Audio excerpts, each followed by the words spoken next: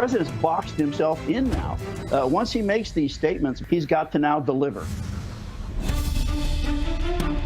Was your data included in the data sold to the malicious third parties? Yes. They've got to rebuild trust with the American people. This is New Day with Chris Cuomo and Allison Camerata. We want to welcome our viewers in the United States and around the world. This is New Day. It is Thursday, April 12th, 6 o'clock here in New York. Here's our starting line. We have new details about the FBI raids on President Trump's personal lawyer, Michael Cohen. Sources tell CNN that investigators were looking for communications between Cohen and Donald Trump relating to the infamous Access Hollywood tape. This is the first known warrant that directly mentions the president by name. And President Trump's ousted former chief strategist, Steve Bannon, is reportedly pushing a plan to fire Rod Rosenstein, the man overseeing Robert Mueller's Russia investigation. The Washington Post reports that Bannon also wants the White House to stop cooperating with Mueller's team. And at the same time, a Senate panel is considering a bipartisan bill to protect Mueller. All right, so right now, Syria's ruler, Assad, is addressing the public, saying that any military move on that country would destabilize the entire region. And Russia is also putting out a message that is dialing back the heated rhetoric over Syria. The Kremlin now insisting that the deconfliction line between the U.S. and Russia is being used by both sides. Will President Trump make good on his taunting tweets to fire missiles into Syria today? Also, Mike Pompeo is going to be in the hot seat on Capitol Hill in just hours. Senators will begin that confirmation process. They will be grilling the Secretary of State nominee. Will he get the votes to get his confirmation? We have it all covered. Let's begin with Abby Phillip, live at the White House. Abby. Well, good morning, Chris. We have some new details about that warrant that was issued to raid Michael Cohen, the president's personal lawyer's office. And that warrant contains some new details about mentioning President Trump, the first time that a warrant has been issued that mentions the president in this Russia probe. CNN has learned that FBI agents that raided the office, home, and hotel room of President Trump's personal lawyer, Michael Cohen, sought communications between both men regarding the infamous Access Hollywood tape that captured President Trump making lewd remarks about women back in 2005. You know, I'm automatically attracted to. Just start kissing them. It's the way. Grab them by the pussy. I could do anything. It's the first known direct mention of the president in a search warrant in connection to the Russia probe. The warrant also references an investigation into bank and wire fraud. The tape was published by the Washington Post on October 7th, 1 month before the 2016 election. Minutes before the tape went public, U.S. intelligence chiefs blamed Russia for stealing and disclosing emails from the DNC. And minutes after the bombshell tape, WikiLeaks began tweeting links to hacked emails from Hillary Clinton's campaign chairman, John Podesta. Sources tell CNN investigators are searching for documents regarding any effort to keep the tape from going public. The White House lamenting that Mueller's probe is straying too far from its scope. He has a very deep concern about the direction that the special counsel and other investigations have taken. This investigation started off as Russia collusion, of which there was none. A source tells CNN the president is still fuming over the raid on his lawyer, but hasn't had time to study it or listen to his advisors while he grapples with how to respond to Syria's apparent chemical weapons attack. This, as the Washington Post reports that former chief strategist Steve Bannon is pitching a plan to the White House to cripple the Russia probe by firing Deputy Attorney General Rod Rosenstein, having the White House stop cooperating with Mueller, and retroactively invoking executive privilege after several White House officials have already interviewed with Mueller. I think President Trump's going to war. I think it's very obvious he's going to go to war in this. But a source tells CNN Trump's legal team has been firm with the special counsel's office, pushing back on the aggressive approach being advocated by Bannon. President Trump publicly raging about the Russia investigation. A source tells CNN the president could still sit down with Mueller if both sides keep their powder dry. This, as Senate Judiciary Chairman Chuck Grassley plans to hold a committee vote on the bipartisan bill that would protect Mueller. We want to make sure special counsels can do their job without political interference. But many Republicans voicing skepticism over the need for such a bill. And I can tell you that he is not talking about firing Bob Mueller. And the Senate Majority Whip John Cornyn doubts the president would even sign such a bill if it passed. Well, as the Syria situation continues to heat up, the president's national security team plans to meet on that situation later this afternoon. And on Capitol Hill, two of the president's cabinet members are going to be in hearings. The Defense Secretary James Mattis testifying in the House, and Mike Pompeo, his current CIA director, nominee for Secretary of State, is going to be in his confirmation hearings in the Senate. That's sure to be one for a little bit of fireworks today, Allison and Chris. Okay, Abby, thank you very much. Let's bring in CNN political analyst and Daily Beast editor-in-chief John Avlon and CNN legal analyst and former federal prosecutor Michael Zeldin. He worked as Robert Mueller's special assistant at the Justice Department. Let's start with you, Michael Zeldin, for the big picture. What does it mean that this is the first time that Donald Trump is named in one of these search warrants? It means that he's been named in a search warrant. What we don't know is in what context was he named? That is his name one of a list of 20 names? We want all communications between Michael Cohen and the following 20 people, whether or not there is known communications or not. Or is it targeted? We want communications between Michael Cohen and Donald Trump on October 7th, the day the WikiLeaks leaks were released or the Access Hollywood tapes were released. It depends on context. So right now, we know his name is in there, but we don't know how significant that is from a legal standpoint.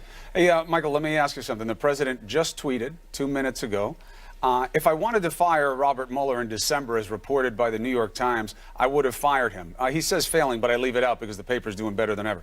Just more fake news from a biased newspaper, one that the president insists on dealing with, by the way, and does many interviews with. So, do you think that's true? Do you think he could have fired Mueller back in December? This is an interesting question, right? They used to leave it alone. Then Sarah Sanders comes out and says the White House thinks they could. Now the president comes out and says, yes, I can fire Mueller, and I would have, essentially. Yeah. Do you agree with his analysis, Michael?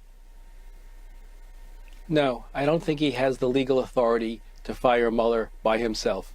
The statute that was used to appoint Mueller designates that as an attorney general power, and the attorney general is the only one, I believe, constitutionally that has the right to fire Mueller. The power of firing follows the power of appointing. Because the power of appointment here stays with the AG by statute and regulation, it's only the AG that can do it. And under those regulations, it can only be done with good cause or dereliction of duties. So I think there's a lot of talk about this as a legal strategy, but I don't think it would be availing if it went to court. Okay, John Avlon, back to one of the big headlines, which is the Access Hollywood tape is back. Yeah. It's back with a vengeance, because apparently investigators are trying to figure out if Michael Cohen, who was the fixer, would have tried to suppress that in the way that Stormy Daniels was paid hush money. And if you're the fixer, why wouldn't you try to suppress that Access Hollywood tape? Yeah, I mean, look, there's the normal realm trying to suppress bad information. That's what campaign operatives and aides do every day in high-stakes situations. The question is, this is especially high stakes because you have the president named in a warrant. You have questions about what was done, was money exchanged. And behind it all is that incredibly impactful day during the campaign when the report gets released saying Russia's trying to... Let's pull up the timeline so that everybody sees. Okay, so October 7th, 3:30 p.m., the U.S. officially blames Russia for the DNC hacked emails. At 4:03, half an hour later, the Access Hollywood tape is released. At 4:30, half an hour later, WikiLeaks releases the Podesta emails. So what does all that mean to you? In 1 hour, you have all the drama of October surprise and really the campaign compressed.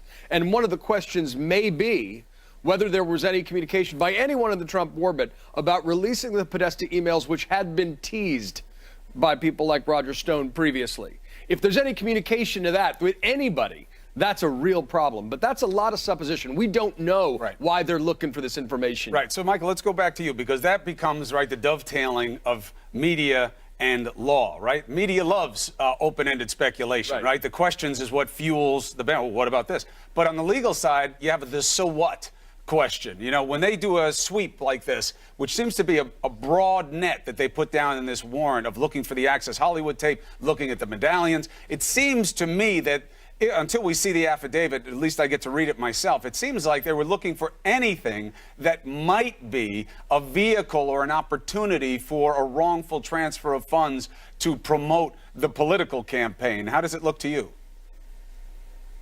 Well, in general terms, I think that's right. The only thing that is a sort of governor on that is that when you file an affidavit for a search warrant, in support of a search warrant, to search an attorney's office, it's a pretty exacting standard, which is to say that you need to show that the evidence that you need is there and viable in relation to an ongoing criminal-based investigation.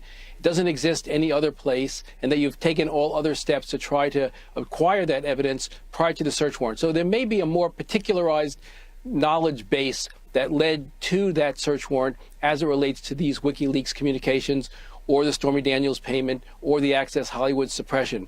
It's not so broad when it comes to search warrants of attorneys' offices that it could be sort of a fishing net type of operation. It usually is more targeted, which leads me to believe that they have some underlying knowledge of wrongdoing here, such as a violation of the Computer Fraud and Abuse Act, hacking, and then coordination with that gave rise to this search warrant. But that remains to be seen. Okay, and the New York Times is reporting that there's another communication that investigators are looking into, and this involves the National Enquirer and Michael Cohen. So let me read this passage from the New York Times. A search warrant federal prosecutors in New York served to Mr. Cohen this week requests, among other things, all communications between him, Mr. Pecker of the National Enquirer, and Dylan Howard, the business chief content officer of National Enquirer. The company was in touch with Mr. Cohen, the New York Times previously reported, as it pursued its deal to acquire the rights to a former Playboy model stories about the affair with Mr. Trump. That's Karen McDougal that they're talking about. So this is another part of the net that they're looking at, again, with, I assume, the FEC violations in terms of if there were payments made. Exactly right. That's the open question. Right. This practice is called catch and kill. It's very rare. It's deeply unethical.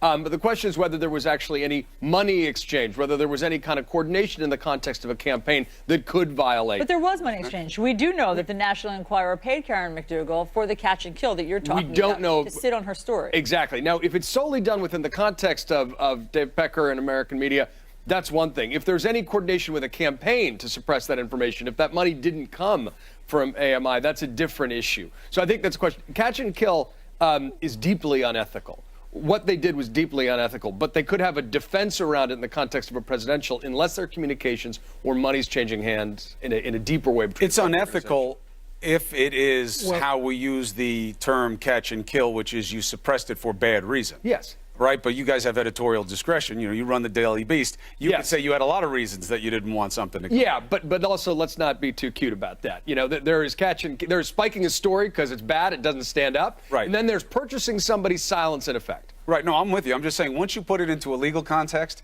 my rationales become very operative because you're going to have to prove that it was done for a certain reason. That's what they seem to be getting near. Michael, or am I wrong?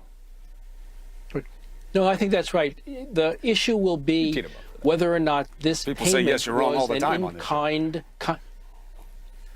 Go ahead. Well, I find you to be pretty correct on these legal issues. I'll take it. The issue here is whether or not this contribution was an in-kind contribution or an unreported campaign contribution. So it doesn't have to necessarily be coordination directly with the campaign. It could be that the Federal Election Commission or the Justice Department, which has concurrent jurisdiction to prosecute these cases for willful violations, is looking at whether or not these were in-kind contributions, unreported contributions that were undertaken for the purpose of affecting the outcome of the election. So they have to look at the willful purpose for the payments in addition to any sort of other broader coordination with the campaign. Okay, next topic. According to the Washington Post, Steve Bannon is still lurking around. How about that? And he has a plan that he is reportedly, according to the Washington Post, peddling to some of the president's aides for how to shut down this Mueller investigation. The plan is first, fire Rod Rosenstein, Deputy AG,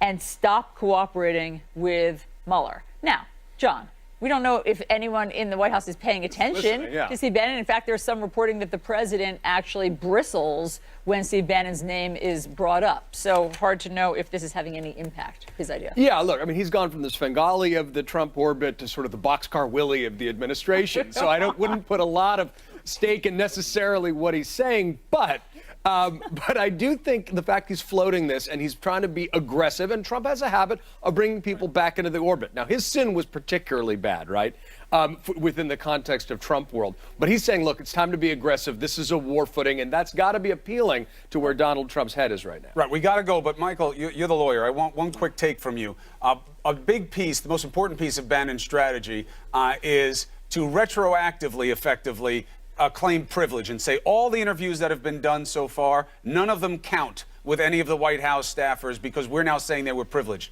Can you do that? Would that work?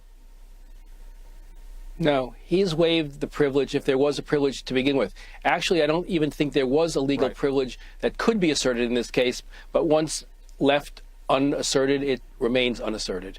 Thank you. Not assertable in retrospect. Thank you very much, gentlemen. It's good to have somebody who actually knows what they're talking It really is, and rare.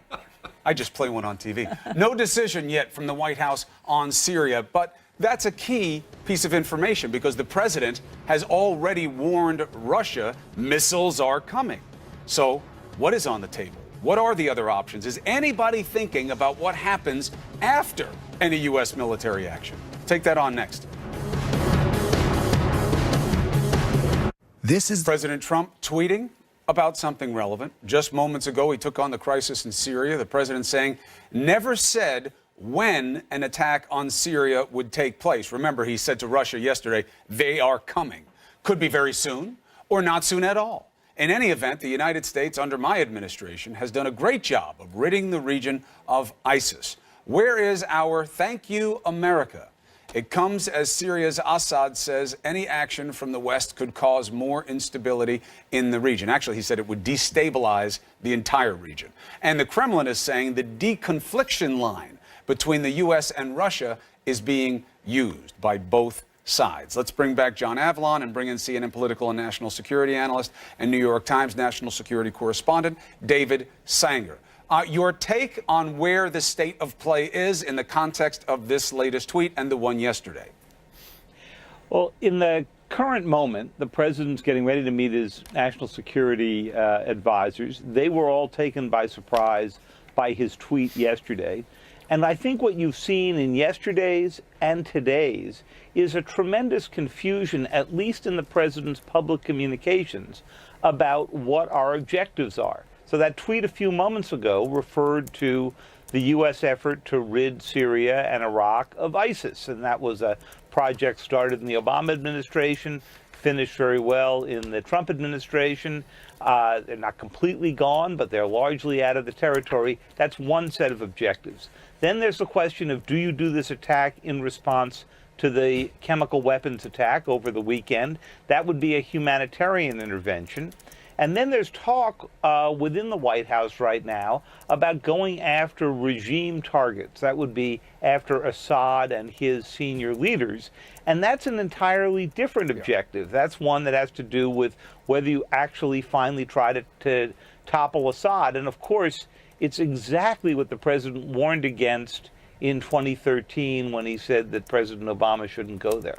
So, John, it seems clear from the tweet just now that the criticism that the president has tipped his hand to enemies, something that he said he would never do, and he went after President Obama for doing, is getting under his skin. That's what I hear the subtext here is, I never said when I would do it, though it sounded urgent and immediate. And he did say on Monday, we'll be making a decision within the next 24 to 48 hours. But clearly all of the talk about he's telegraphing his plans seems to be affecting him. If the president is trying to clean this up solely in reaction to the buzz around hypocrisy or contradictions of policy, that diminishes the seriousness of the role of commander-in-chief in this context. This is why not only telegraphing, but bluster via tweet is dangerous when it comes to matters of war and peace. This caught not only our allies by surprise, but the Pentagon.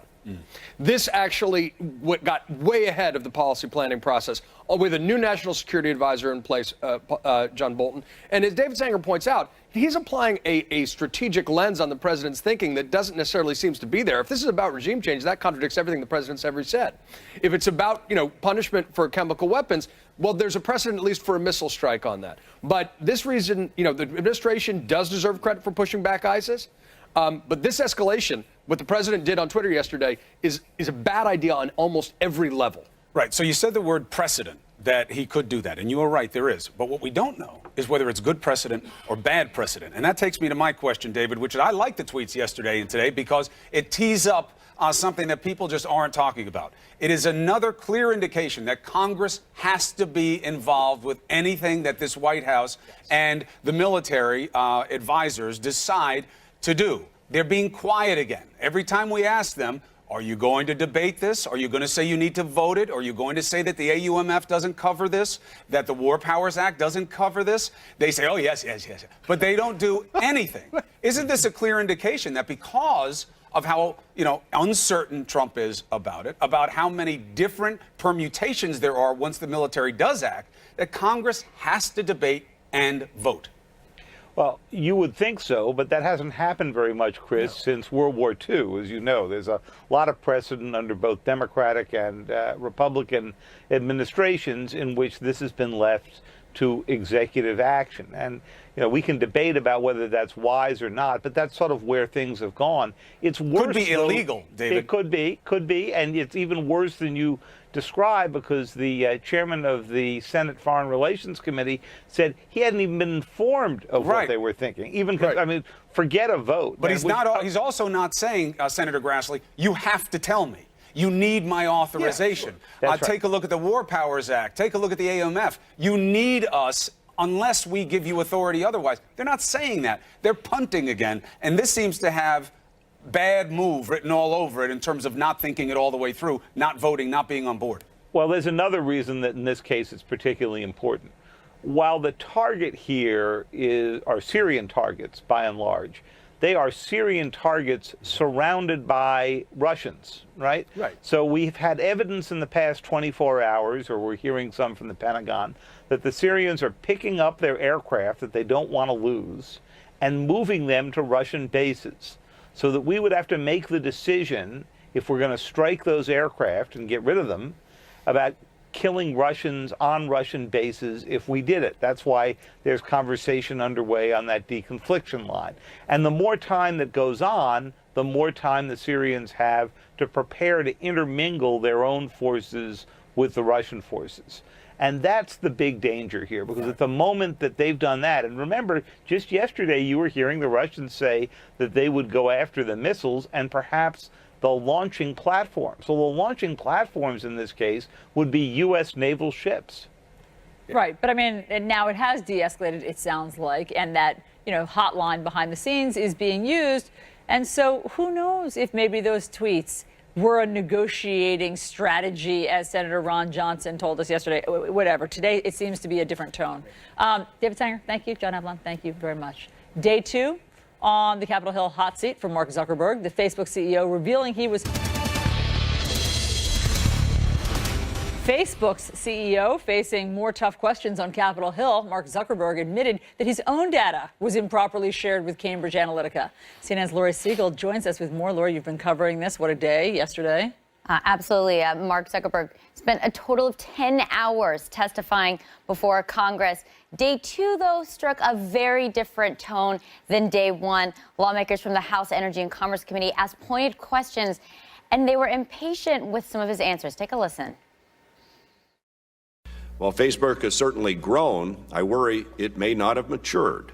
Mark Zuckerberg facing a second round of questioning before Congress. Who do you think owns an individual's presence online? Who owns their virtual you? Is it you or is it them? You're the guy to fix this. We're not. You need to save your ship.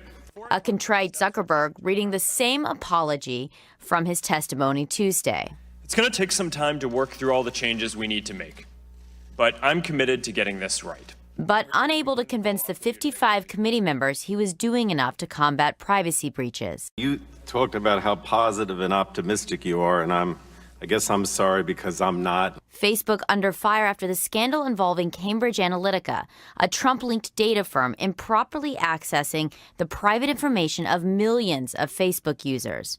Zuckerberg admitting he too was a victim. Was your data included in the data sold to the malicious third parties? Your personal data? Yes. The 33-year-old CEO signaling he's open to government oversight after lawmakers questioned the trust and transparency of his company. My position is not that there should be no regulation, but I also think that you have to be careful about what regulation you put in place. It's practically impossible these days to remain untracked in America for all the benefits Facebook has brought and the internet. And that's not part of the bargain. Some not satisfied, clearly frustrated with Zuckerberg's lack of answers about how to protect data. Yes or no? Is Facebook changing any user default settings to be more privacy protective? Congressman, this is a complex issue that I think deserves more than a one-word answer. Well, again, that's disappointing to me because I think you should make that commitment. While others accusing the Facebook founder of caring about his bottom line more than the security of his users. I worry that when I hear companies value our privacy, that's meant in monetary terms, not in the moral obligation to protect it. You know, the next phase of this is regulation, and there wasn't much clarity about what the right type of regulation will be. Over the next month, there's European regulation with stricter data privacy controls rolling out. A lot of folks wondering, will Facebook adhere to those standards all around the world? Mark Zuckerberg said they would. So we'll see about that. And also, you know, you had Chairman Walden saying we want more tech CEOs to come up here and testify. Users will also see a tool at the top of their news feed that has privacy and sharing controls. One interesting thing Mark Zuckerberg said is there was the question of will users be able to opt in to sharing their data? He definitely did not say that would be an option. So it'll be interesting to see how this all plays out the next month.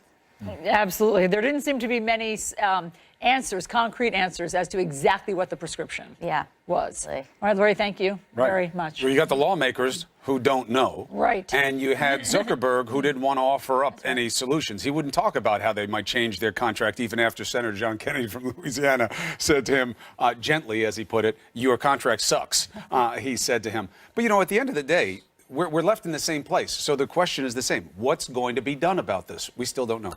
Mike Pompeo facing an uphill battle in his bid to become Secretary of State. Why he needs to win over Democrats to get confirmed. Next.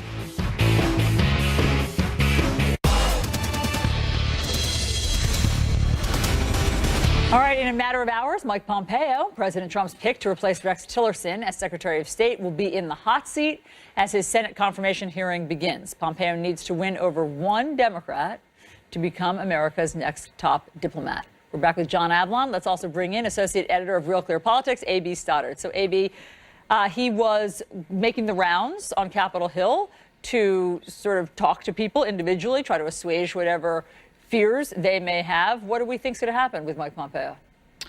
Well, Mike Pompeo is very able and very impressive, and I think has made a big push to show his interest in the job, which to State Department employees, where that whole agency was really eviscerated under Rex Tillerson with cuts of 30%, tons of vacancies and low morale. That is actually very encouraging to them. So he's taking it very seriously, and I think that gets you pretty far. There's a new group of 30 bipartisan national security experts releasing a letter today, making a push for his confirmation. And, you know, that said, I think it's important for people to realize that diplomacy is there's not a premium placed on it by this administration, and there won't be. And is he a perfect fit for the State Department? No, but I think that in the Trump administration, which is pretty, we rated on a curve in terms of who he's going to pick, who's in his favor at the moment, and if they're competent and they're qualified, I think people are willing to take what they get. And given the chaos in his national security apparatus, the comings, the goings, McMaster out last week, Bolton in this week, people getting fired by Bolton this week, Syria and North Korea on the table, I just think that in the end they're going to take someone impeccably credentialed like Mike Pompeo, and he's going to make it over the line in confirmation. Right. I mean, look, I know that you have to be open on it. Wolf Blitzer is going to do our special coverage of the confirmation hearing. Starts at 9 a.m. And, you know, there's a little bit of a hype in the suggestion, but what is the chance that Mike Pompeo doesn't get confirmed? Very slim. I mean, Republicans We're saying south at 10%? Probably about right. I mean, he's one Democratic vote. Right.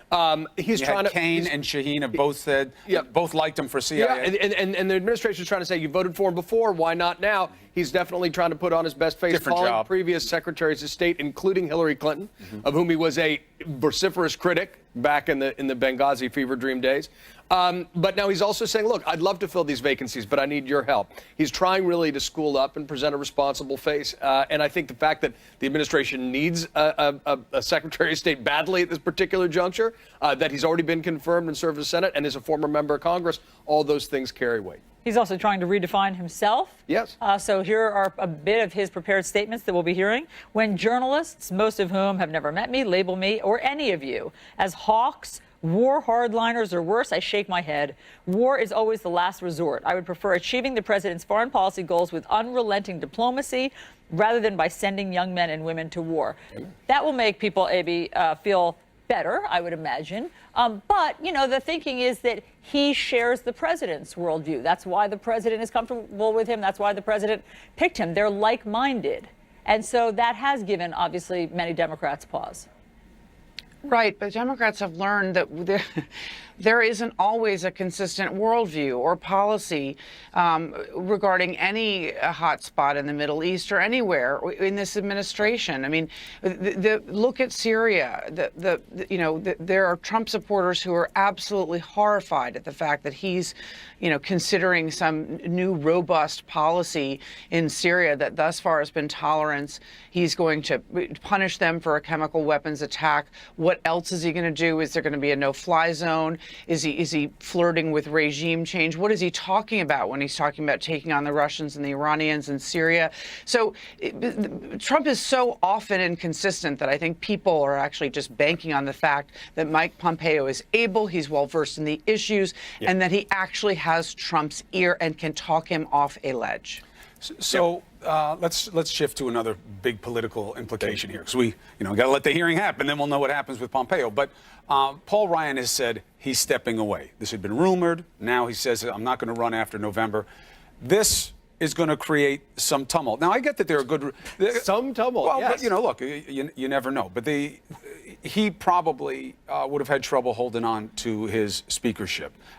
He was having a hard time controlling himself there. He's having a hard time getting done what matters to him, especially entitlement reform, because Trump says he doesn't want to go near it. So we get his move, and who knows? He's got a long life. Maybe he wants to run and be clear of all this. Right. But what does it mean for the party in terms of who comes next? Is Kevin Brady, the majority leader now, is he an easy sell? McCarthy, sorry. McCarthy and Steve Scalise are the two who are most likely to compete for it. McCarthy had been in line before, and really Ryan was necessary to unite the caucus. But tell him what happened with McCarthy the last time. It didn't happen because there, for a lot of different reasons. The big one?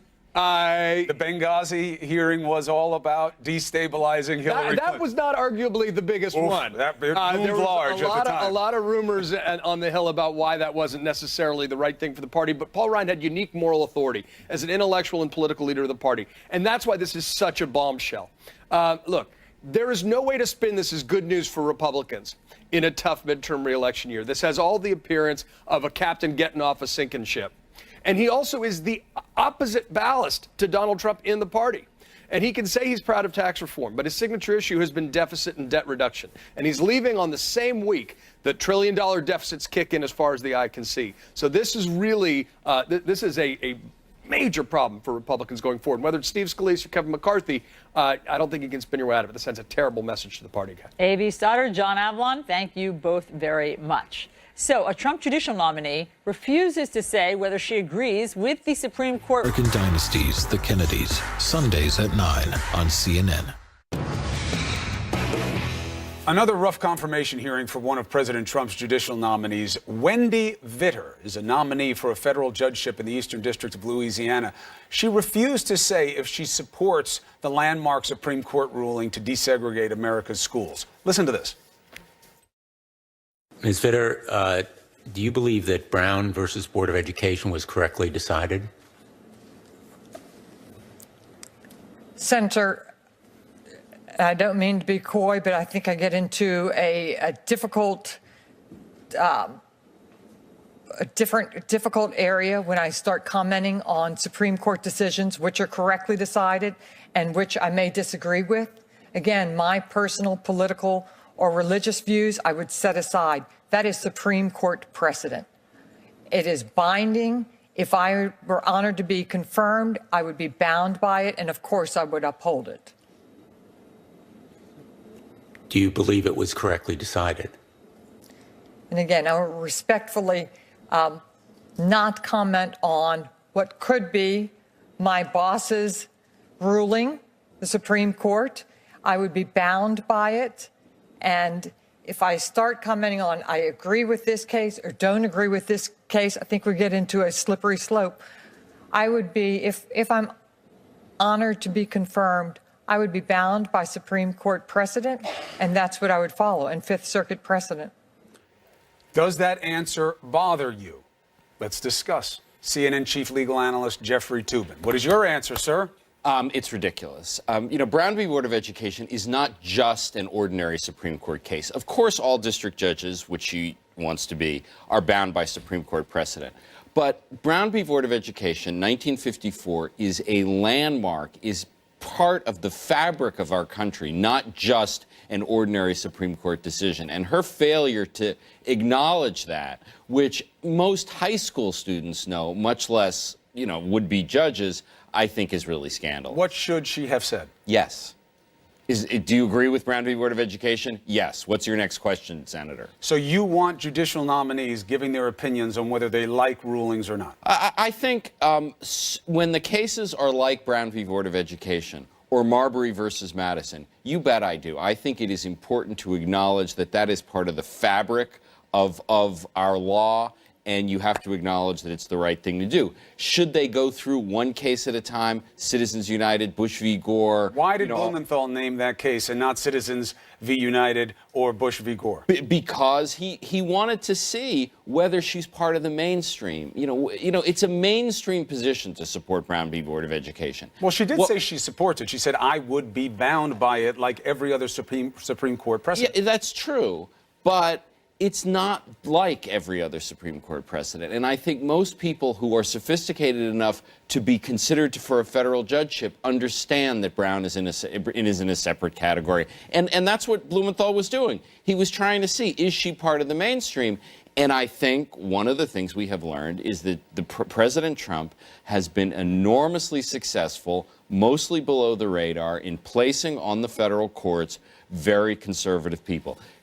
Wendy Vitter works for the Archdiocese of New Orleans, very outspokenly against abortion rights. That's why she's being considered for a judgeship. Understood. Why didn't he ask her about Roe v. Wade? He may well have. I think he may have. And I think she answered the same way. Right. So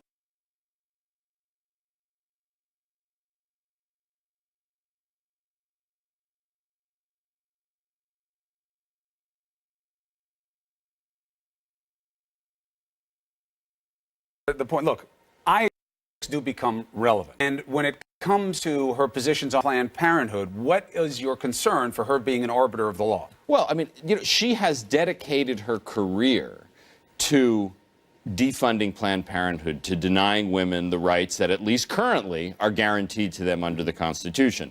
The question is, in Louisiana, where she would be a district judge, how would she rule on cases that implicate abortion rights? Would she honor Roe v. Wade and all the subsequent decisions reaffirming a woman's right to choose abortion, or would she go out of her way to try to limit those rights? You're right. Once they're on the court, they're going to do what they're going to do. I mean, there's no process for holding them to account. We haven't seen a better example of that than the most recent Supreme Court nominee that got confirmed. The way he was in the hearing versus what happened when he got on the court. Absolutely. But Neil Gorsuch has been a total success story for the conservative movement. Absolutely. And this has been, through people remember Gorsuch, but Circuit Courts of Appeals, District Court, it's been. And do you think Vitter gets through? That's a tough call at this point. Right. I mean, every single one who's come up for a vote, except for one or two who withdrew, have gotten confirmed. But I'm thinking Susan Collins, we'll see. With only 51 Republicans, no John McCain. I mean, it's going to be close. This is one to watch. You look so good this morning. You're so cogent. Will you stay for the top of the next hour? I certainly will. Thank you very much. All right, so thanks to you as well, our international viewers. For you, CNN Talk is next. For our U.S. viewers, this is a big news day. New day continues right now. Let's get after it.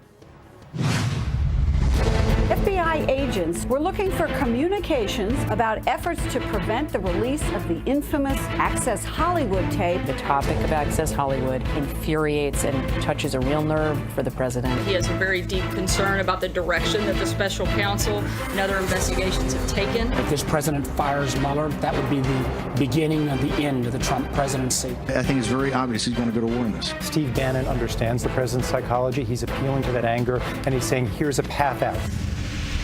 That's been a little bit of a difficult marriage from the beginning. I'm confident we can keep this majority. He knows the blue wave is coming. Paul Ryan was a coward and got out of the way. A new CNN exclusive, the GOP preparing a campaign to discredit James Comey ahead of the release of his tell-all book. This is New Day with Chris Cuomo and Allison Camerata. Good morning. Psst, psst. How you doing? This is your New Day. Up first, sources tell CNN that federal agents who searched Michael Cohen were looking for communications between the president and his longtime lawyer, in part about the now infamous Access Hollywood tape.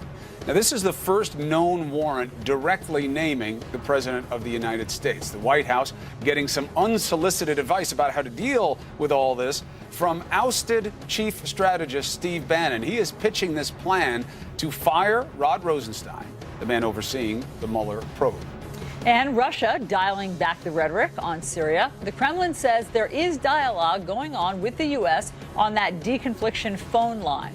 The president tweeting this morning that he never said when an attack on Syria might take place, if at all.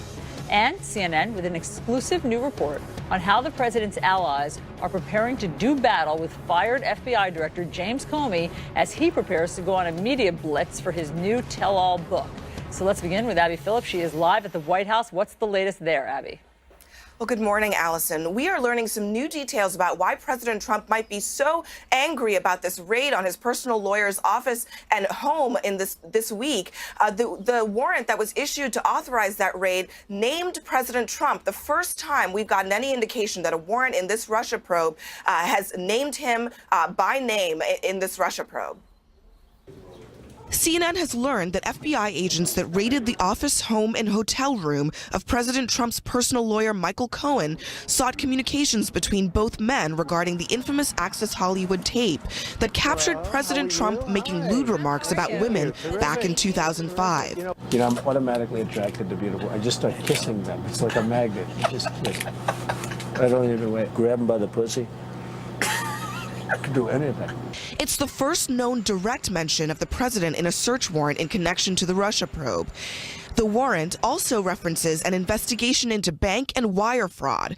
The tape was published by the Washington Post on October 7th, 1 month before the 2016 election. Minutes before the tape went public, U.S. intelligence chiefs blamed Russia for stealing and disclosing emails from the DNC. And minutes after the bombshell tape, WikiLeaks began tweeting links to hacked emails from Hillary Clinton's campaign chairman, John Podesta.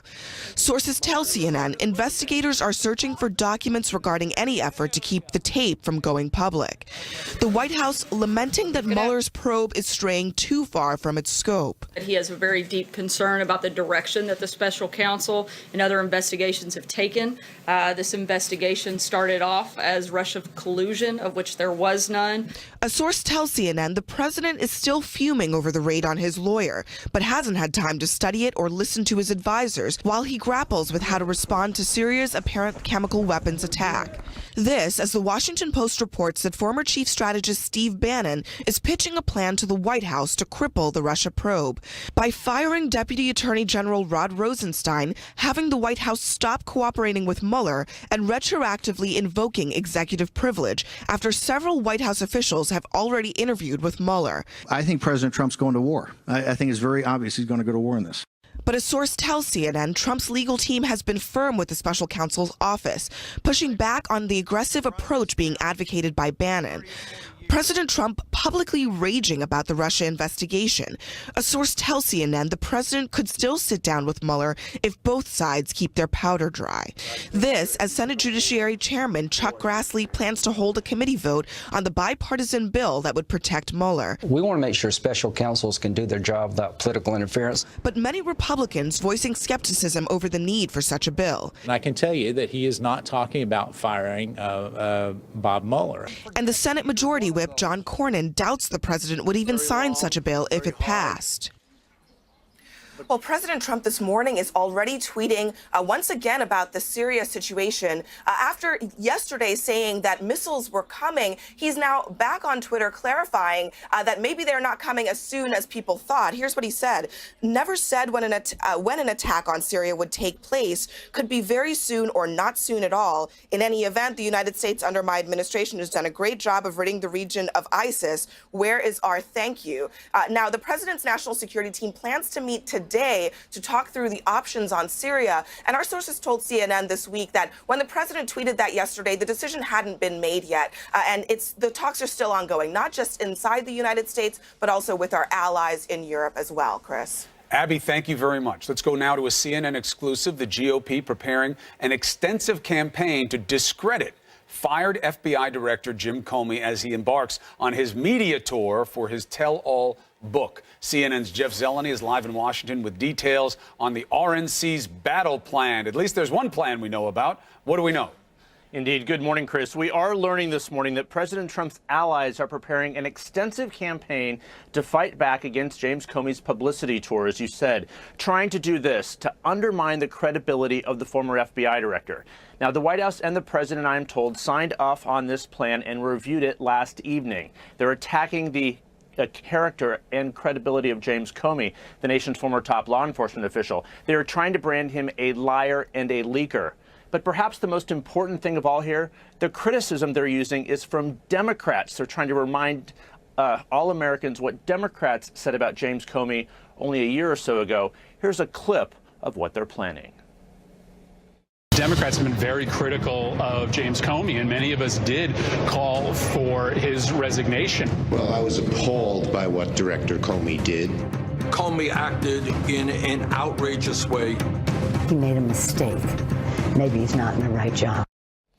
So, of course, it's an open question how successful Republicans will be making their case against James Comey, given, of course, that Donald Trump fired him nearly a year ago next month.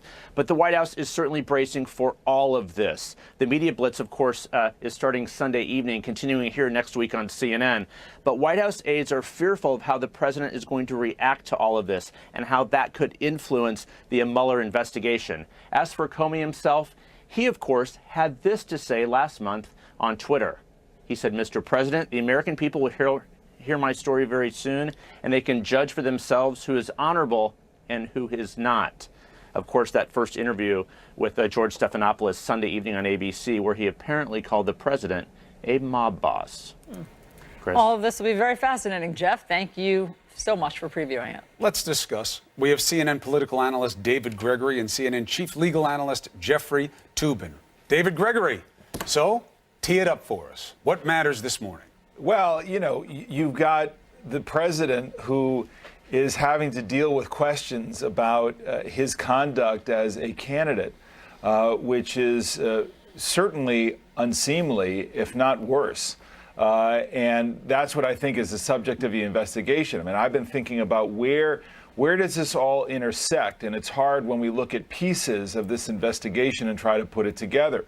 But I think as Abby lays out just a couple of minutes ago, you've got circumstances here of events that are happening, some that are really embarrassing to the president, who as a candidate faced such peril because of these disclosures of the Access Hollywood tape or previous liaisons with women, that he wanted to quiet all of that and maybe distract people by putting out this kind of opposition research, which raises the question of where it came from and whether there was any collusion with the Russian government in so doing. So it's messy. We also know that as president, he has brought on problems on himself, firing Jim Comey, seeking to interfere in the investigation. So I think they're looking at a pattern of all of this and seeing how it fits together. And for the president, who even out in public is not afraid to engage in what appear to be like House of Cards-like tactics, I think it's a little bold to say that, oh, no, you shouldn't look over there, because that would be inappropriate. I don't think he's going to get away with that. You okay? I caught about 90%, which is never enough. Never enough. No, That's all right. I'll just start again. So I think that. Okay, here is my question, which is all the new details that we're learning about the search at Michael Cohen's house. The president's longtime fixer and attorney are interesting. And is there a different bar, a higher bar, something that had to happen in terms of getting a search warrant that names a sitting president? Absolutely. Everything about this search is extraordinary. I mean, the mere fact that it was the search of a lawyer's office, not a subpoena, which there are barriers to even subpoenaing lawyers, but to search a lawyer's office with all the privilege issues that raises suggests that there is extremely important, compelling, damaging evidence in there. But we haven't seen it. And frankly, when I hear about the Access Hollywood tape, I think, well, what's illegal about that? How do we know? But they're interested in it. Well, they're interested in it, but I just think we need to be cautious because, as far as the public story goes, no money changed hands with Access Hollywood. Yes, sure. I hear exactly what you're saying. I just don't understand what the crime is that they're investigating. Yeah, of course. We don't, because we don't have enough information. And you're right, we do need to be cautious. What I find interesting is that when you're the president's longtime fixer, as Michael Cohen is, that's what you do. So you try to if something like the Access Hollywood tape were coming out, you try to fix that or suppress it. Absolutely. And then, but then the what's rules the change crime under you. But what's the crime? I mean, if he calls NBC and says, "Don't do this. This is unfair. This is outrageous. We're gonna, never talk to NBC again." All of the stuff that is involved in media manipulation. It's not criminal. No, but media manipulation works both ways.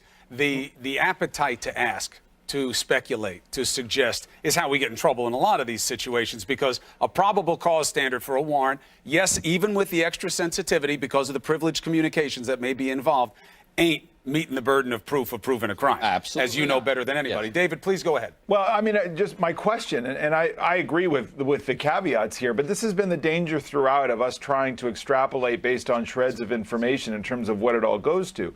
But I mean, if you're looking at what's happening at a particular time frame where you have hacked emails and then leaked emails, and what's the source of that, it seems to me that it's relevant to look at other decisions and other pressure points on the campaign at that particular juncture. Again, I don't know, are you just looking at a fact pattern where there were motives, where there were opportunities, or does, trying to suppress a tape like this, or when money's changing hands, I mean, maybe it's just a campaign finance violation with regard to, to the payoff. So I don't know. I just think looking at all the pressure points in this period of time that we're talking about appear to be relevant. At the same time, there's no question that this is fodder for those close to Trump to argue that all of this is going off the rails. Well, let me just add to one thing David said there about timing, because it is important to remember that the Access Hollywood tape was released the same day. The same hour. We have a graphic. Yeah, the so same. Let's just show people what, in terms of the timing, the chronology. At 3:30 p.m., the U.S. officially blames Russia for the DNC hacks.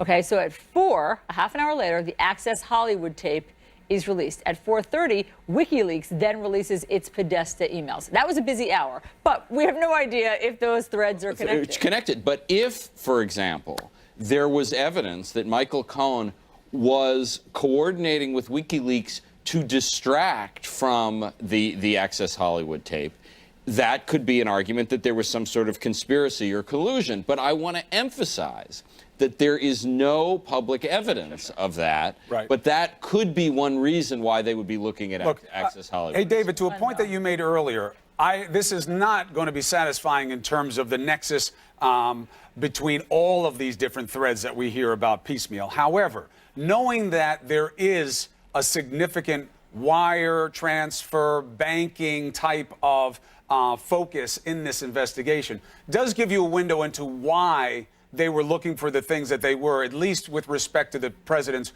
lawyer, the medallions, Access Hollywood. different types of communications about transfer. What do taxi medallions have to do with Stormy Daniels? They seem to be looking for vehicles for potential transfer of money under the radar. That's what it seems to be going with. The problem is you don't know why they're looking for that, what they already know, which would have been part of their application to the judge. Right. Can Tubin hear me okay? I just yes, want to make sure before I do He pretends not to Before hear you say something brilliant. He pretends not to hear you. He did it to me before. Right, exactly. I mean, because what I was going to say is, I mean, this for me is wading into water that is more Jeffrey's expertise. But I do think that, you know, we can't assess weight to some of these things, right? So there could be shreds and branches of this investigation that maybe are really intended to lead to something else. So perhaps if they have some, you know, wire fraud evidence, if there are even campaign violations, you know, maybe that's a building block to something else in the investigation, and they're gathering up what they can and perhaps trying to prove what they can that, again, maybe relates to timing. You know, why commit, you know, a fraud here, a wire fraud or bank fraud? Maybe it's because you were under so much pressure and that led you to take action with regard to the timeline on leaked emails, which may get to something that's more germane to what we consider to be the heart of the investigation. And as if it's not sorted enough, let's bring in the National Enquirer, because we also have information from the New York Times that investigated. I believe New Yorker. I'm sorry. Isn't it the New Close Yorker? to home with Tubin. Was it my colleague Ronan Farrow in the New Yorker? Yes. Oh, okay. Because I might not be going in the direction. Oh, okay. I apologize. Well, I was going. I was just looking to plug the magazine. I can see that. Well Ronan Farrow has reporting on another potential hush payment. See, that's why I shouldn't interrupt you, Alison. Yeah, he'll be online. Apologize. Always a I'm mistake. glad you've learned that lesson. Yes. The New York Times is reporting that they're also looking into the fact that the National Enquirer paid Karen McDougal, who says that she had an affair with the president. Was that a campaign, an in-kind campaign contribution? Did that violate FEC? That's what they're also looking at. I find that very hard to imagine that you could say the National Enquirer, which has, interests in, they also were paying her to be a columnist for their fitness magazines. I mean, it would be hard to make that case that that would be a campaign contribution. I mean, it's a hard case in any situation, but the Michael Cohen money to Stormy Daniels is a much more, at least plausible case of a campaign contribution than American media, that is the National Enquirer. And we got to go, but people should remember, FEC cases are hard to make. The last one they made was against John Edwards, high profile, and they lost. Okay. Gentlemen, thank you both very much. Our President Trump is tweeting this morning on Syria, claiming that he never said when airstrikes would happen. This comes as we're just learning that French President Emmanuel Macron says he has proof that the Assad regime is behind the chemical attack. CNN's Nick Payton-Walsh is live in northern Syria with all of the breaking details. What do you have, Nick? Quite remarkable statement from Emmanuel Macron. Quote, "We have proof that last week, 10 days ago, chemical weapons were used. At least chlorine was, and they were used by the Assad regime." He goes on to say that there will be an effective response at some point. Now, this is important because it's the nature of the gas that goes to the heart of the nature of the international community's response. Remember, the last time military action was considered was in April of last year, when sarin gas was later confirmed to have been used in Khan Sheikhoun. And back in October 2013, again, it was sarin, a nerve agent, a very serious chemical weapon that was used in eastern Ghouta. And you had the Barack Obama red line being crossed that led to no military action, but Russia telling Syria to get rid of its chemical weapons program. That clearly didn't happen. What we're hearing now, though, is that they think at least chlorine had been used. Now, that tallies with what aid workers on the ground we heard from smelt. They smelt chlorine, but it doesn't necessarily fill in some parts of the picture where we heard from other people observing the terrifying videos of those struck by this gas, certain muscular spasms that would normally suggest the use of a nerve agent. That's led some to believe what we're dealing with is a rather troubling mixture of chlorine and something more deadly. But it is the nature of the gas that's key, because chlorine has been used many times before in this war, allegedly by the regime, but also allegedly by other actors too. So this is a key development, but it comes into a whirlwind of statements today. We have heard from the Kremlin saying that the deconfliction line between them and US forces on the ground here, the US forces are very close to where I'm standing here in northern Syria, but that is still very much open. They'll be keen for that to continue to be the case because, frankly, a lack of communication or honesty, frankly, in February led to an intensive clash between US forces and what turned out to be Russian mercenaries that left dozens dead.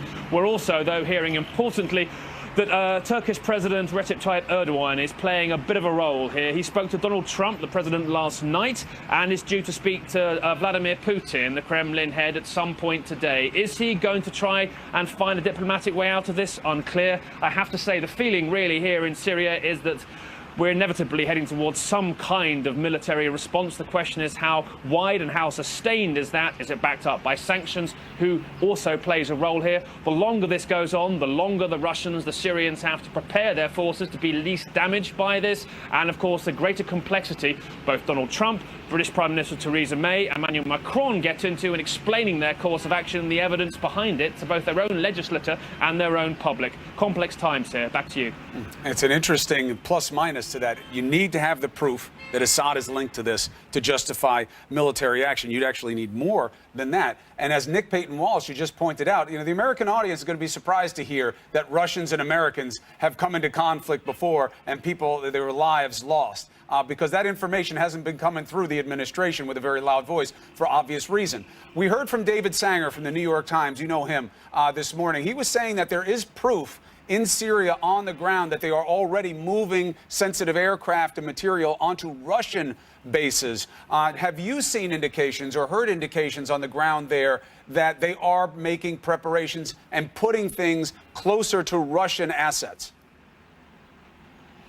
I'm not so sure about the movement towards Russian assets, but it has been clear Syrian forces have been on a higher state of alert, and certainly activists have reported movements of military vehicles around here. But frankly, the Syrian Air Force has been massively diminished by the war here, by attacks by Syrian rebels trying to shoot the planes out of the sky. They've been in a 6-year battle and they weren't in that great shape before it even started. It's been the Russian Air Force coming in that's given the Syrians an extra boost. And yes, they are going to work hand in hand. We do know that Russian troops are moving into some sensitive areas like Duma to potentially complicate the job of where exactly the US will and won't want to hit. But remember, that deconfliction line back in the instance in February where Syrian regime tried to take territory off the Syrian Kurds, backed by America where I'm standing, the deconfliction line was open throughout those clashes. The Russians, according to the American officials I spoke to, simply weren't being honest about who was being involved, and it turned out dozens of Russian mercenaries were killed by American firepower because they were advancing on a known American position. So no matter what's said in public here, there is the capacity for a hidden element of any response, great confusion, and then the subsequent possibility for this to snowball. I have to say, though, Chris, this has been a proxy war for years because people don't want it to be a direct war. So it'll take an enormous step forwards for both Moscow, Washington, Ankara, Tehran to all decide they want this to be an open conflict. Back to you. Nick Payton-Walsh, thank you very much for all of the reporting from Syria. And if that doesn't make it how clear the stakes are in this situation, it's just one more reason. We need to hear from the president. We need to know the plan, and Congress has to debate and vote. Deputy Attorney General Rod Rosenstein, given House Republicans. All right, we have breaking news. The French president, Emmanuel Macron, just said that he has proof the Assad regime is behind the chemical attack. Is this setting up the stage for the U.S. and maybe allies to launch airstrikes as soon as today in Syria? Let's discuss with Ohio Republican Congressman Jim Jordan. We'll get to the Russian interference stuff and what Nunes was given and what you think of that. This matters more, frankly, in my opinion, Congressman. If there is going to be imminent action, isn't it your job and your brothers and sisters in Congress to say, whoa, whoa, you don't do anything without our authorization. This doesn't fall within the AUMF. This doesn't fall within the War Powers Act. Come, tell us your plan. We know, even though we never heard from the White House, Russian forces and U.S. forces have already contacted and exchanged lethal fire. They've got to make a case. You've got to vote on it. Yeah, no, you're right. That's the Constitution. And if we're going to escalate this to a great degree, it seems to me you got to have a debate in Congress. That's what the Constitution clearly spells out. Let's have that debate. I mean, we should have a debate on all AUMFs. We've been functioning under one in Afghanistan now for 17 years. And so it's time to redebate all those. I'm totally think that's consistent with the Constitution and what should take place. But I also understand that what Assad did, this is as evil and as wrong as it gets, and it deserves some kind of response. But you're right, Chris, we should debate it in Congress. I mean, especially guys like you, Jim. That's why I'm bringing this up. Like Tim Kaine, Democrat senator, is going to be on tomorrow. He has said similar things, but then nothing happens. So the concern is, fine, everybody thinks Assad is a bad guy, and now the French say he is what people expect, which is someone who will bomb his own people with deadly gas, which certainly contravenes international law agreements. Okay. But the UN hasn't said that there should be this type of action taken. That resolution didn't get through with what they wanted in their last meeting, but still. But then it doesn't happen, Jim. That's my concern. So then you go in there, you bomb. What if Russia does something in response? What if Iran does something in response? What if Syria does something in response? What if our men and women on the ground there get killed as a reaction? Who's going to own that accountability if you guys let it happen without a vote? No, two things. One, it's less important about what the UN says and what the United States government, United States Congress says. The Constitution doesn't say we got to wait for the UN to give us the okay to do something. But you're exactly right. Something of this magnitude should be debated. That's what the founders envisioned. They wanted a full debate so that the American people would be engaged, so the American people could weigh in through their directly elected representatives in the United States Congress, and we could decide when this happens, how it happens. So I'm for that. I think that's appropriate. And most importantly, it's consistent with the document that founded this great nation, the greatest nation ever, the United States Constitution. But then where's the leadership on it? I mean, look, we're about to have a conversation about the minutia of proof and exacting standards before an investigation can go forward. None of you guys are calling for the proof that Assad did this and the plan of what happens once we strike, assuming you want to give it legal authority. I hear nothing from anybody. And if it is going to happen tonight, well, then what? How would you stop it? Who's going to speak up? Who will die on this hill other than U.S. service members who may pay the price for any action? Well, look, I'm speaking about it right now. You're asking me questions about it. There are other members of Congress doing the same thing, that we need to have this debate. So let's have this debate. Let's figure out exactly what took place here. But if it did happen, and it sure looks like it did, there should be a response. But let's have the debate we're supposed to have. I hear it, but I'm just saying every action has a reaction. The stakes are high. The White House didn't put any statement about Russians and Americans coming into contact there on the ground and how the deconfliction line didn't hold up. It's not the kind of thing that you can have go by if you're going to have blood and treasure on the line. But you made your point. Let's see how you follow through on it. Thank you.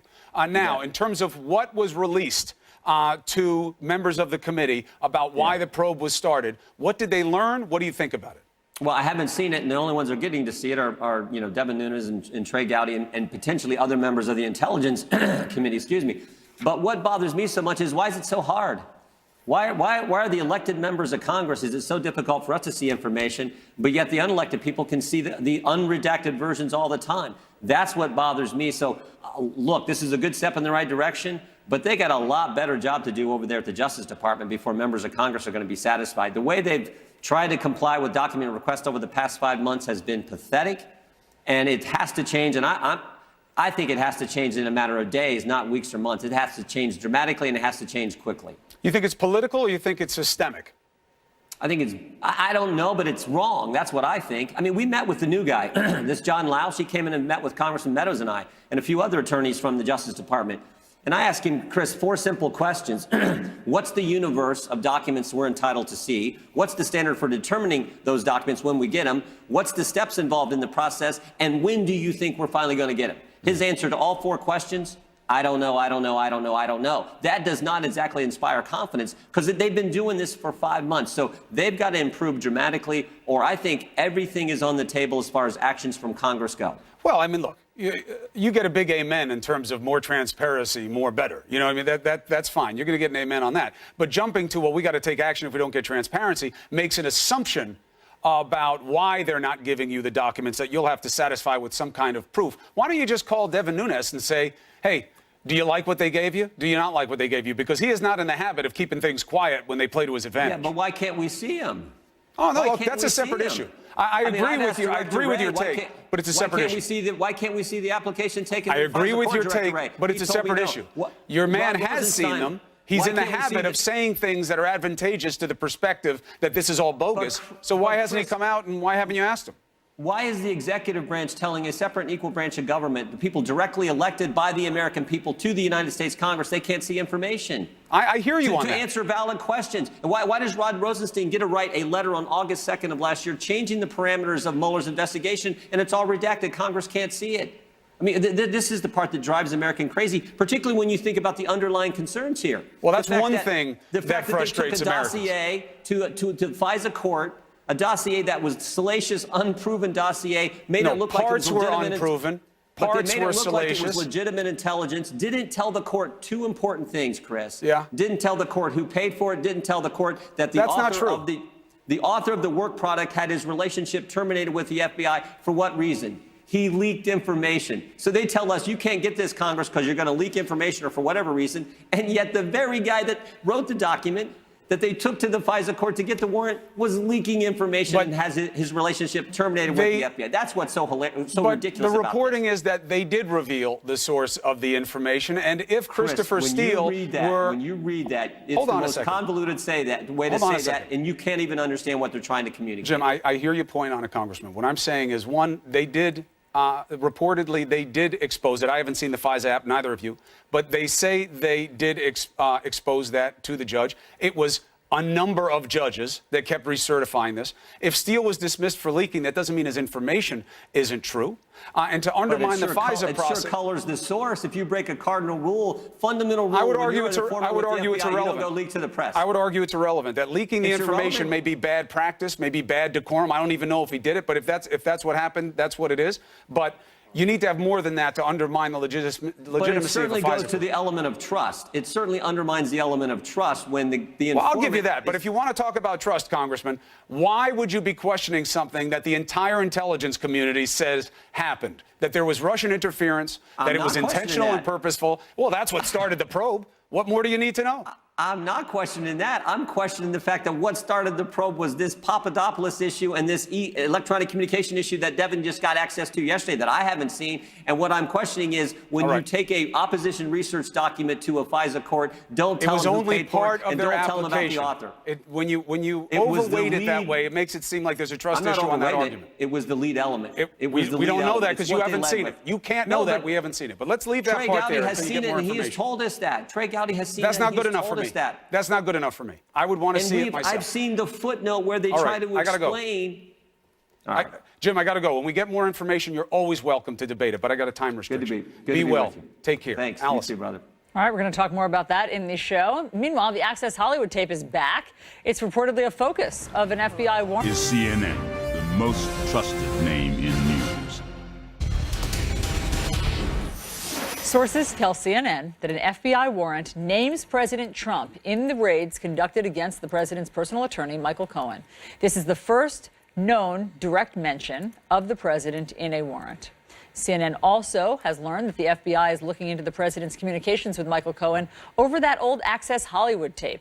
Let's discuss this and more with Congressman Adam Schiff. He's the ranking Democrat on the House Intelligence Committee. Good morning, Congressman. Good morning. In your eyes, how does the fact that the president is named for the first time in this search warrant of Michael Cohen's belongings at his home and his office, how does that change the investigation? Well, I think it changes the investigation in this way. He would be of interest in that kind of search warrant if there was an effort to buy off these stories, to pay hush money, to make the story about the Access Hollywood tape go away or the story about Stormy Daniels go away. That's the campaign nexus that they might be looking for. So naturally, it would make sense to mention the president as a presidential candidate. There's another possibility that the timing of the release of the Access Hollywood tape and the timing of the WikiLeaks disclosure of the John Podesta emails is of interest. But I think that's less likely to be the case because that would be more in the wheelhouse of Bob Mueller. And that he referred it to the Southern District of New York indicates to me that he thought this was more about the payment of hush money than it was about the timing or whether there was any coordination between the Trump campaign and WikiLeaks disclosure of these Russian hacked documents. Okay, let's talk about Bob Mueller's investigation, because you tweeted something interesting yesterday. You said the president considers firing the attorney general, deputy AG, and special counsel, and the House Intel chair considers impeaching the FBI director, all to obstruct an investigation into wrongdoing by the president or those around him. Speaker Paul Ryan's response, I'm out of here. Are you connecting these two? Are you saying that Paul Ryan is leaving because this investigation has become such a cloud over Capitol Hill? Well, I think part of the reason he's leaving is that the way the GOP has run Washington for the last year and a quarter is a complete shambles. You have the president's allies urging him essentially to obstruct justice. You have kind of a rogue operation by the chairman of the Intel Committee to attack the FBI, attack the Department of Justice, basically end the Russia investigation, but continue with a renewed vigor all of these counter investigations. And it's dragging down the GOP. And they're going to pay for it in the midterms. And I think the Speaker decided, rather than fight this, rather than speak up for a system of checks and balances, rather than take on the president, he would rather just leave before the ship comes crashing to the shore. But I mean, that's just your observation, right? He hasn't shared that with you. That's just your observation that you think that he's jumping off now. Certainly. I mean, this is not something that the Speaker has confided in me, but it doesn't take all that much imagination to see that a great many of the Republicans, both in the Capitol and outside, see their prospects in the midterms declining every day. And it's because of all of this, in part. It's because of the president's lack of character, but it's also because the House has governed in such a way it hasn't produced anything of value to the American people. And I think all that contributed to his decision. So the chairman of your committee, who you just brought up, Devin Nunes, he got access yesterday to this document, right, that originated the FBI's investigation of the Russia probe, okay? And that sounds really important. Do you know what it is that Devin Nunes and Trey Gowdy saw in that document? Well, I've seen the document in its redacted form, and I'll see today the less redacted form that was shown with, to our chairman. But the general outlines of it are pretty clear, and I think it's already been the subject of our report as well as the majority's report, that the investigation began with George Papadopoulos, not with the Steele dossier. So, I think this is, like so many times before, an effort to distract attention by picking a fight with the Department of Justice, by suggesting that the Department of Justice and the FBI are acting improperly. But I mean, we just had Jim Jordan. I'm sorry to interrupt you, but just on that point, we did have Jim Jordan on, who just said that they were really reluctant to turn over that unredacted or less redacted portion. And it was sort of like pulling teeth. And they felt, when elected representatives want to see something that they think is vital, why is it so hard to get it out of the FBI? Well, what Mr. Jordan didn't tell you is that this is always the case. The Department of Justice doesn't share, by and large, investigative files with the Congress. It doesn't tell the Congress what it's investigating or the scope of its investigation. The degree to which James Comey shared information about the Clinton email investigation was extraordinarily unusual and a violation of the Department of Justice policy. So they're adhering to the policy now, and members of Congress are complaining about that. And they're only, I think, violating that policy because they're being threatened with contempt or even impeachment. But what they're doing is what they do generally, which is protect their investigative equities by not disclosing more than they have to either the public. And this is not only to protect their investigation, but also to protect those that are under investigation. So nothing they've done here is unusual. Yeah. What Congress is doing is what's unusual. Very quickly, do you think that now that Chairman Nunes has seen that less redacted portion, do you think that the talk of impeachment of Chris Wray is over? Well, it's over for the moment. This was just the most recent pretext to be impugning the credibility of the people working at the FBI. Sadly, many of the Republicans in Congress, including our chair, have decided the best way to protect the president is to tear down these institutions. And indeed, that's what his allies, not only in Congress, are doing, but they're going on Fox to say, fire Rosenstein, fire the Attorney General, do whatever you have to do to obstruct the investigation. It's astonishing to me that the president's allies are urging the president of the United States to obstruct justice. They're making no bones about it. They're saying you should fire these people because they're investigating you. And what's more, that's a danger to you because they may find what they're looking for. That is breathtakingly irresponsible, and it's putting our country on the path to crisis. Congressman Adam Schiff, thank you very much for being on New Day. Thank you. Chris. All right, so the government's star witness takes the stand in the AT&T and Time Warner case. What he says. It's time for CNN Money Now. First, Wall Street worried about a trade war. Now it's the potential of a real war. Chief business correspondent Christine Romans is in our Money Center with more. What are you seeing? Yeah, buckle up here. You know, the Dow yesterday fell more than 200 points after the president threatened Russia about an airstrike in Syria. The S&P 500, the NASDAQ also fell. Global stocks then took the ball, dropped overnight. The concern for investors, possible escalation. But then futures have now jumped. They are higher after the president this morning tweeted that a strike on Syria may not be imminent. This could all change, guys, as the story keeps developing this morning and as world leaders weigh in on the Syria chemical and potential responses. Now, conflict in the Middle East is already raising oil prices. Oil prices up 2% to the most expensive in 4 years. The fear is a disruption in oil output, and that could mean higher gas prices. It wasn't just geopolitical concerns, though, at play in the market here. Inflation worries also hurt stocks. The Federal Reserve thinks inflation will rise, hitting its target inflation rate in the near future, so the Fed will raise interest rates faster than planned. Wall Street is really addicted to low rates. They have helped fuel stocks rise since the recession. What do higher rates mean for you? Of course, interest rates affect borrowing costs, raising the rate on things like credit cards and mortgages and auto loans and savings accounts. So a lot going on. I do think, Chris, Syria front and center here. Watch these headlines and developments this morning. That could really dictate the direction of the stock market today. Thank you very much, Christine Romans. We will now that you told us to. The U.S. government is calling its star witness and wrapping its case in chief in a marathon day of testimony at the AT&T Time Warner trial. The Justice Department, remember, is suing to block the proposed mega merger. Time Warner, of course, owns CNN. Joining us now is CNN politics, media, and business reporter Hadass Gold. So this is the biggie. What do we expect? Well, the star witness for the government testified yesterday, and like you said, was more than 6 hours of testimony. And his main takeaways, he's done this big analysis of how he thinks the merger will affect consumers, because at the end of the day, this entire trial is about how the government thinks that this merger would affect the everyday consumer and how much they pay to watch their television and watch their shows, watch the news, watch sports. And he said that by 2021, U.S. consumers would be paying something like $571 million more in just that year for cable because of this merger. Now, he's done a lot of modeling and economic analysis, and this guy's a very well-respected professor from UC Berkeley. He actually worked under the Obama administration, both in the White House and in the Justice Department as an economist. So he clearly knows his stuff, and what AT&T then tried to do in cross-examination was poke holes in some of his modeling and ask him things like, why aren't you using real-world data? We have testimony from witnesses who said that certain things wouldn't affect their negotiations, but your model says that it does.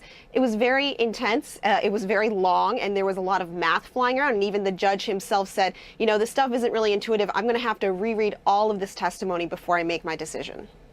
Okay, Hadass, thank you very much. We'll look forward to seeing what happens next. Meanwhile, we are staying, of course, on top of the breaking news. France's president says he has proof that Assad used The most trusted name in news. This is CNN Breaking News. We do start this hour with breaking news. Welcome to your new day. French President Emmanuel Macron says he has proof that the Assad regime is behind the chemical attack in Syria. German Chancellor Angela Merkel says it's, quote, obvious this was Assad's doing. And the UK cabinet is meeting to approve whether the Brits will be involved in any military response. All of this comes as President Trump tweets that he never said when airstrikes on Syria might take place, if at all. All eyes now on President Trump's National Security Council meeting today. Will President Trump order a military response today? Can he do that without consulting Congress and getting authorization? Let's begin with CNN senior international correspondent Nick Payton-Walsh live in northern Syria.